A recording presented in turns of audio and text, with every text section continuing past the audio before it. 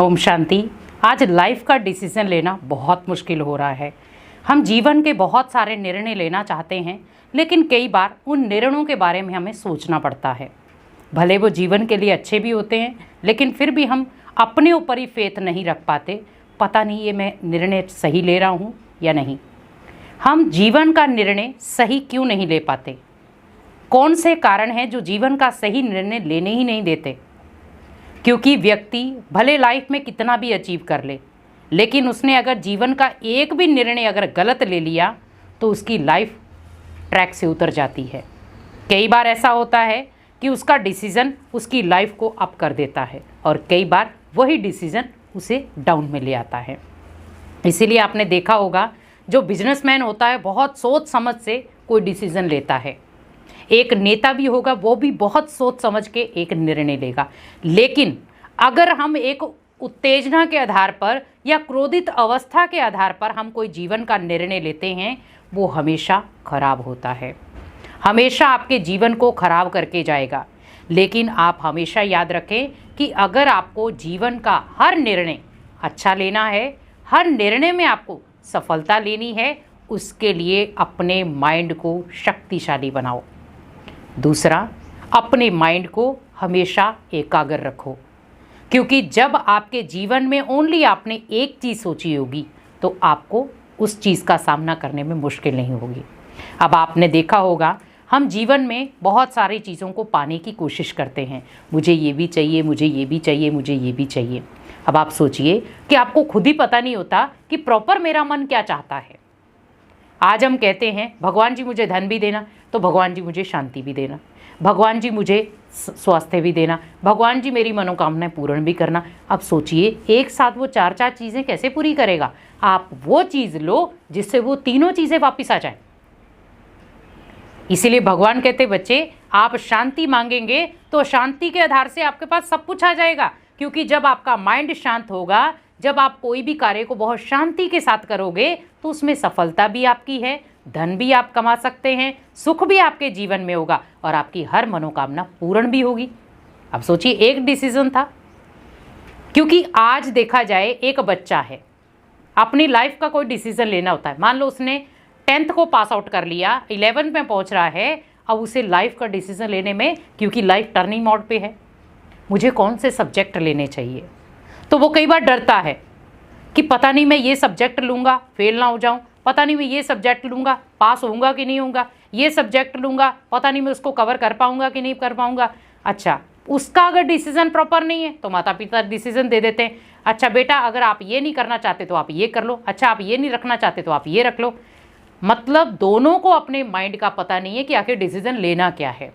और कई बार हम जल्दबाजी के कारण हम डिसीज़न ले लेते हैं। बच्चा फिर बाद में पछताता है कि मैं साइंस छोड़ करके मैथमेटिक ले लेता, मैथमेटिक छोड़ के हिंदी ले लेता तो शायद मैं कुछ कर सकता था।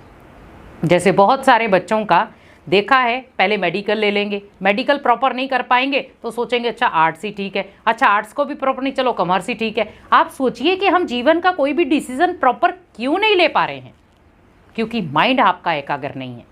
और जब माइंड एकाग्र नहीं है तो डिसीजन एकाग्र कैसे होगा? जब मन की एकाग्रता होगी तो आप डिसीजन भी एकाग्रता के आधार पर सही ले सकते हैं। वैसे ही सोचे, जब एक बिजनेसमैन है, वो बिजनेसमैन भी कोई बिजनेस करता है तो वो पहले ये नहीं देखता है कि जिसकी कंपनी डूब रही है मैं उसके साथ जाकर के कंपनी बढ़ाऊं आगे, वो हो ही नहीं सकता।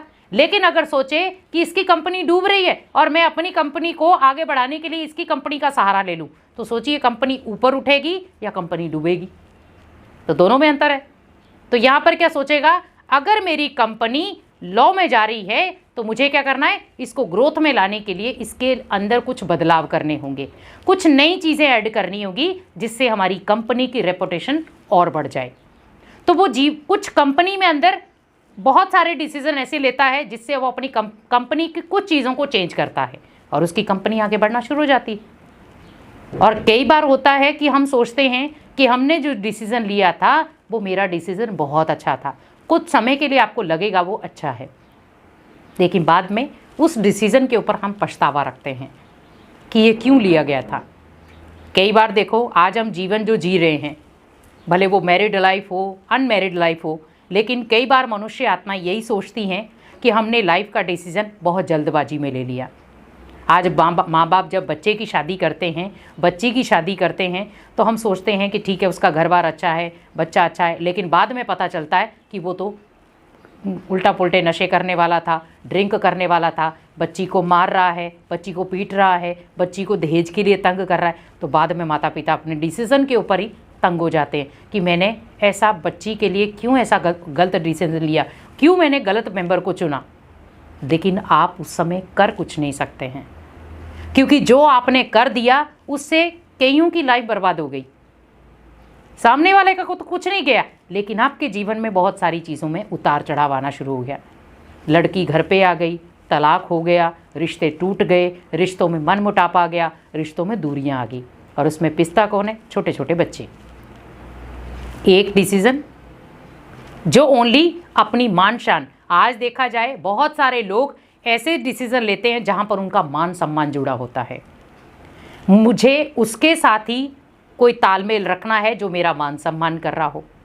और आज एक बहुत अच्छा व्यक्ति है, लेकिन वो बहुत सीधा सिंपल है, तो हम कहेंगे अरे इसके साथ क्या करना, कुछ भी नहीं, इसको किसी दिन दुनिया का पता ही नहीं है।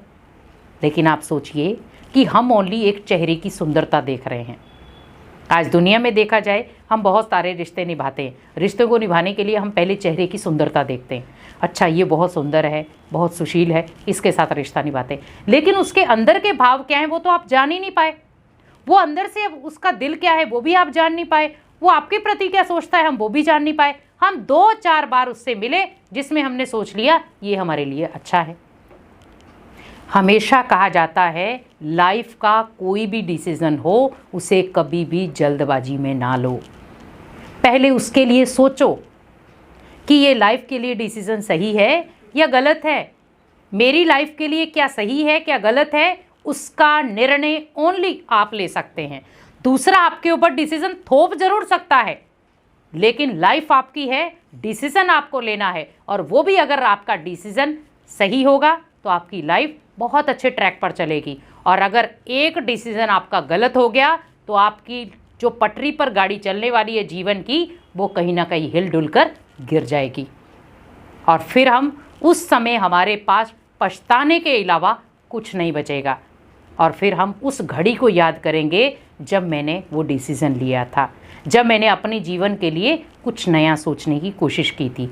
इसीलिए जब भी आपको कोई लाइफ का डिसीज़न लेना हो, हमेशा याद रखो डिसीज़न लेने से पहले कुछ क्षण एकांत में बैठो, शांति से बैठ करके मेडिटेशन करके अपने मन को शक्तिशाली बनाओ, मन को एकाग्र करो, सारी शक्तियों को स्टोर करो, और उसके बाद कोई भी जीवन का निर्णय लो। ओम शांति।